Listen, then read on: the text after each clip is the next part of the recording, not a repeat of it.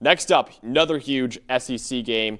Number 13 Ole Miss beating number 4 LSU 24-19. Let's go over the highest graded players, starting off with the Ole Miss Rebels. Their highest graded player was offensive tackle, actually Trinidad Chambliss, 82.7, the quarterback. Next highest graded is Jaden Williams, offensive tackle at 79.8. Safety Sage Ryan, 78.6. Cornerback Ricky Fletcher, 76.6. Patrick Kutas, the guard, 74.7. Suntaran Perkins, the edge rusher, 72.3. Let's go over to LSU with their highest grade players in the loss. You got A.J. Halsey, 85.3. P.J. Woodland, 79.5. Barryon Brown, 72.1. Whit Week, 70.7, Nick Anderson, 70.2, and Garrett Nussmeier, 60.6. I love that the producers put Lane Kiffin and Whit Weeks as the two pictures for the graphics. That's why they get paid the big bucks right there. Come on now. I love that. Did the over actually hit? Do we know if the over hit? Ooh, probably not. It was I don't think 43 points. I doubt it was that low. I think it had to be higher than 43. That's right. Hey, listen, Lane feels good about the win either way. Well, yeah. he's on a real heater right now too on social media. Oh, he loves it. Yeah, Lane Kiffin is basking in the glory right now. He's the best troll that we have in college football. Absolutely. Love that. Other than us, of course. Yeah, of course. Yeah. What was your stat whole story in this game? Okay. I'm going to say something that's going to scare a lot of people in Baton Rouge because we've seen this now for, 4 games now? LSU's offense has all of the same problems as Clemson's. That's where we are at with Is it like the anti-Penn State where it's like the other way around? Yes. Yeah. Their offense right now can't function because they're completely incapable of running the football. Here's first thing, offensive line. This is the offensive line PFF grade. Clemson, just for comparison's sake, because this is what I talked about with Clemson, is that their whole offense can't function because they can't run the football. Clemson's offensive line, 108th in the country in PFF grade. LSU's offensive line, 4 new starters, right? 114th. 21 carries in this game for 65 yards. One explosive run, which was a 10-yard run on 3rd and 20 by Caleb Jackson. Which is explosive is 10 yards or more, explosive, right? So you got explosive barely run explosive is a 10-yard run. They had one 10-yard run on 3rd and 20. 61.3 rushing grade, 59.4 run blocking grade for this season. Because they can't run the football, now they have to choose not to. They're 109th in run rate. They're 122nd in rushing grade. They're 127th, bottom 10 in run blocking grade. They're 111th in yards per carry. They're 117th in explosive run rate. And it's even worse than Clemson because at least at Clemson, Cade Klubnik can run. Yeah. Garrett Nussmeier is an old school pocket quarterback who's he's not a rushing threat. That's just a fact. This team's offense, despite what anybody can say about their defense, and their defense is spectacular. The 1 year their defense is finally elite. Now their offense structurally is so much of a mess that, we got a lot of flawed teams at the top. This is why this national title race is as open as any year I can remember. LSU is incapable of running the football, and it's killing their whole offense because they're asking Garrett, just like Klubnik at Clemson, and the records may be different, but Clemson's defense is playing just okay. LSU's defense is playing otherworldly, especially in the secondary. You know how much earlier Ole Miss should have taken the lead and started dominating this game? And this LSU secondary just kept them in it. You saw it with all their highest graded players.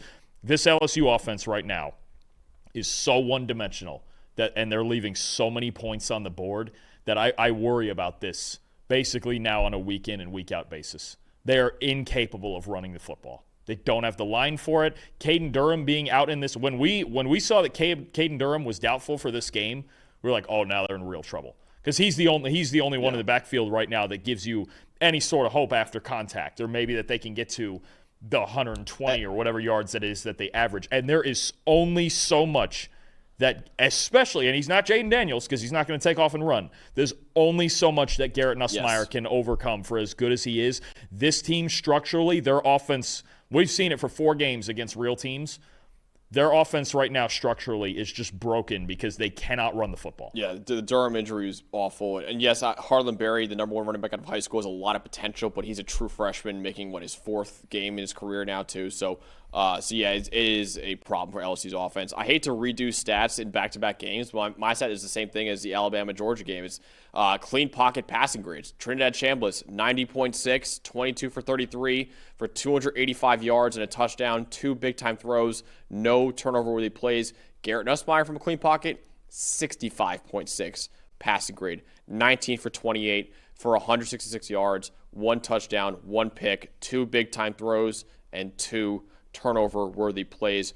Both offensive lines did a pretty solid job of keeping quarterbacks clean in this game, but Chambliss was the only one to take advantage of that. And like you just said, Dalton, LSU's offense basically is just, please, Garrett, save us right now, especially with no Caden Durham in this one too.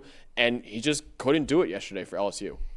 You just can't. There are so few quarterbacks in existence. Think about what Patrick Mahomes is trying to do with the Kansas City Chiefs. And he's barely scratching his way. They're 1-2 so far. Yeah. And they desperately need a win today against the Ravens, right? And he's got to carry them through all of it. There are so few quarterbacks in existence. I'm not sure there's a single one in college football right now who could carry their team through the lack of run game and really lack of, I don't want to say lack of supporting cast because they do have talent, but the way that LSU's offense is structurally, they are the same team as Clemson. It's just that LSU's defense has been a bit better than Clemson's through the first few weeks. Yeah. They're the same team. And maybe their defense can carry them that far to the playoff and national title contention. They're still they still played a good enough game to win this game, I thought. But this offense has got to figure it out. And even in their wins when Brian Kelly was getting asked the questions about the run game and the lack of offensive consistency, here it is. Again, you go on the road against Ole Miss and you got to be the physical team. You need to be the physical team that goes in there and maybe you get yourself in a grind of a game, but you cannot ask Garrett Nussmeier to do this every single week. He got you through it against Clemson, but they've scored 17 on Clemson. They scored 13 on offense against Florida. They scored 19 in this. They can't score. Because their offense, they are so one-dimensional that teams sit back, sit in quarters, don't let them beat you over the top. They're not hitting deep balls. Because they're not running the ball. Nobody respects you. You're right. It's the exact opposite of Penn State. Nobody respects their run game, so they're going to sit back. And at times, Ole Miss, how many times did they rush 3 yesterday on the defensive line?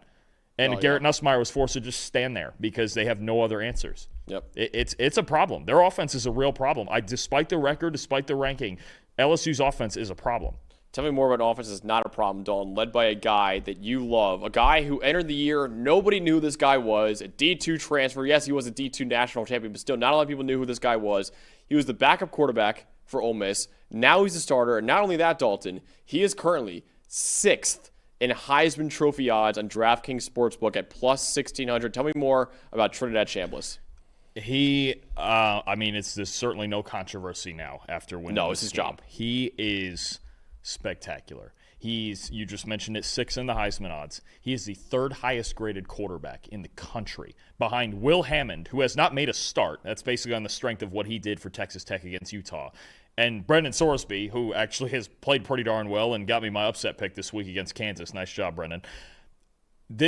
You could honestly argue this is either the coolest or the biggest story in college football. I would agree with that. What Ole Miss, can we both agree, especially on defense, they have less talent than they had last year. Absolutely. They were loaded last year, okay? Trinidad Chambliss now in this game, because you had the talk now, okay, you beat Arkansas, and you played well for a couple of games, but you beat Tulane. He came in at the very end of the game against Kentucky, right? Okay, now it's LSU. Now it's serious business, and they're down early, and they're working through a lot of adversity and turnovers. And there was a fluky interception that wasn't really his fault. There was a fumble down at the 2-yard line where they were driving in to score. There was adversity early, and you thought for a moment, are they going to break through this LSU defense, or are they going to lose this game 7-3?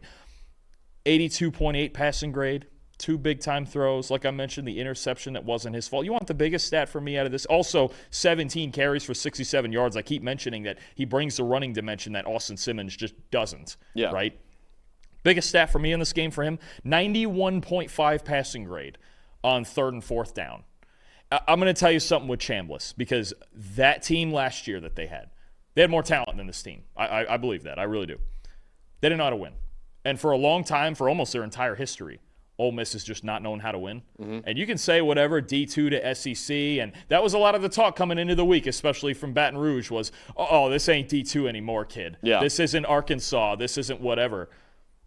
Yeah, no, Trinidad Chambliss is for real. And I think the big thing to that, especially on those 3rd and 4th down plays, think about the end of the game. You have a choice between a 52-yard field goal to go up, 8, I think it was, right? And you got a pretty good kicker in Lucas Carnero.